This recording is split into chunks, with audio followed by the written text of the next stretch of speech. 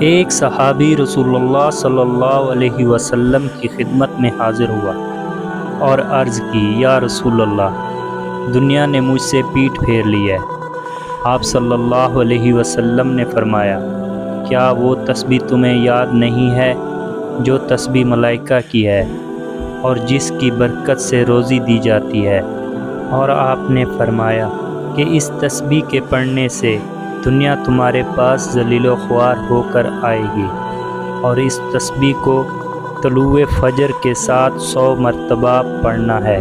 صحابہ نے عرض کی، یا رسول اللہ، وہ کون سی تسبیح ہے جس کے پڑھنے سے اللہ تعالیٰ اتنی برکت نازل فرما دیتا ہے؟ آپ نے فرمایا، وہ تسبیح یہ ہے، سبحان اللہ و بحمدہ، سبحان اللہ العظیم و بحمدہ، استغفر اللہ۔ ان صحابی کو ابھی 7 دن گزرے تھے کہ رسول اللہ صلی اللہ علیہ وسلم کی خدمت میں حاضر ہوئے اور عرض کی، یا رسول اللہ، دنیا میرے پاس اس کثرت سے آئی ہے، میں حیران ہوں کہاں اٹھاؤں اور کہاں پہ رکھوں۔